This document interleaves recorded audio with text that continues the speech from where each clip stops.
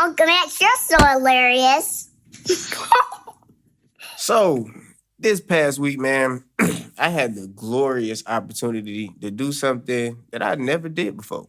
I got to teach my dad something. So, me and my dad, he wanted me to take him to see somebody, and then after we went to the gun range. And my dad is over 50 years old and apparently has never been to the gun range and is a terrible shot.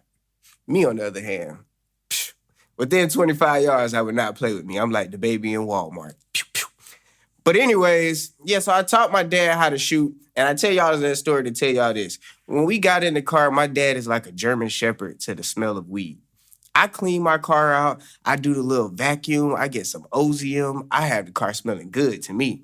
He get in the car and the first thing he say every time is, all that smoke make my head hurt. You keep smoking, all your teeth gonna fall out. Like, what kind of old saying is that? But anyways, I say that to say, every time he says it, I think to myself, like, do you understand all the shit that has happened in my short lifetime? Like, I'm a 90s baby. We came into the world with the Cold War, the LA riots, the first World Trade Center bombing, we was in that. The second World Trade Center bombing, us. And like at 9 or 10 years old, they were saying the world was gonna end with Y2K. We were sitting there like, dang, I didn't even know 2K came out yet. 2K10, 2K, I thought that come out later on in life. But anyways, I say that to say, like, sometimes I really want to look at my dad and be like, yes, nigga, I'm smoking weed. It calms me down so I don't kill nobody or lose my mind. And it made me relate to Sha'Carri Richardson, who was going through a lot in her life. And at one of her probably most stressful moments in her life, decided to smoke a blunt. Something very innocent. And when I was thinking about it, I was like, they wouldn't have been mad if she would have smoked a cigarette. They probably would have tried to give her like a promo deal or something like, oh, I can still run track and smoke Newport 100s. They would have been all on board for that. But because she was smoking weed and relaxing and not bothering anybody, oh, it's a big deal. It's crazy. We got to start changing the rules, people.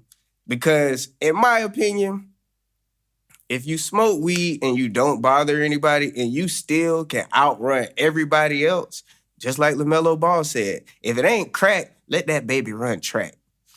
Also, the last thing, and this isn't even my joke, but I saw this online, and whoever wrote this is probably the smartest person in the world, and they're also hilarious. They said, in my day, the weed man never would have served that girl no damn weed. They would have been like, nah, baby, ain't you in the Olympics or something? And to me, that's absolutely right. Who is in your team that didn't tell you, like, nah, you can't smoke no weed? Or who is in your team that let the information leak that you smoke weed? Because they had to know somehow. So people, observe your circles. Don't have a big circle, have a small circle. Even though your circle is small, make sure the circumference is official. Uncle Max, you're so hilarious.